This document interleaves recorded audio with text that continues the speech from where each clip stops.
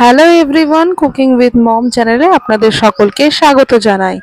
পাহাড়ে যাওয়া তো হচ্ছে না, তবে পাহাড়ি রান্না একটা দেখাই। উত্তরাখণ্ডের একটা জনপ্রিয় রান্না আলু কা গুটকা।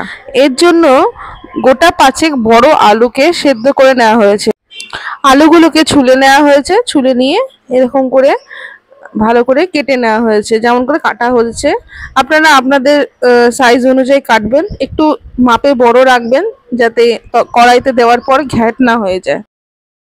এটা সাধারণ আলুর তরকারি, কিন্তু এর স্পেশালিটি হলো এর মশলাতে লাগছে দেখুন গোটা ধনে, 4-5টা লঙ্কা, আমি 3টে বা 4টা লঙ্কা দিয়েছি কারণ লঙ্কাগুলো খুব ঝাল ছিল। আর এরকম গোড়া ধরে ধনে পাতা, আর 1 ইঞ্চি মানে 1 আঙুল মাপের একটা আদা। সমস্ত জিনিসটাকে ভালো করে পিষে নিতে হবে। পিষার মানে বেশি পিষার দরকার নেই, ওরা কুটনিতে কুটে নিয়েছিল, তা আমাদের কুটনিটা সেরকম ভালো নয় বলে আমি একটু মশলা পিষে নিয়েছি শিলনোড়াতে। যাই হোক, প্রথমবার শিলনোড়া ইউজ করছি, ভালো পেশা হবে না দেখেই ইচ্ছা করেই করেছি, কারণ এটা পেস্ট করবার নেই, এটা একটু দানা দানা থাকবে, সেরকমই মশলা এই আলুর তরকারিতে ব্যবহার হবে।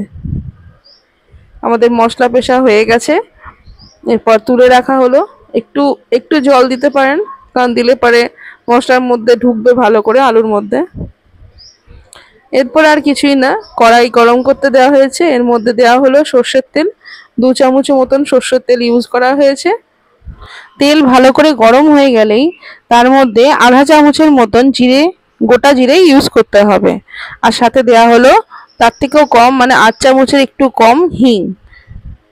সমস্তটা একটু ভাজা হয়ে গেলেই আগের থেকে সেদ্ধ করে টুকরো করে রাখা আলুগুলোকে দিয়ে দেওয়া হলো। এরপর আর কিছুই না, ভালো করে এটাকে ভাজতে হবে। আলুটা একটু লাল লাল করে ভাজতে হবে, সেই জন্য একটু ধৈর্য সহকারে উল্টে পাল্টে ভেজে নেবেন। এর মধ্যে আমি নিজের থেকে একটুখানি হলুদ গুঁড়ো আর একটুখানি লবণ অ্যাড করেছি। আজকের এই ভিডিওতে আমি স্পেশাল থ্যাঙ্কস জানাতে চাই কয়েকজনকে। Shabnam Bano, thank you. মৌমিতা সরকেল, আপনাকেও অনেক ধন্যবাদ। সাবিহা নাজ, ধন্যবাদ।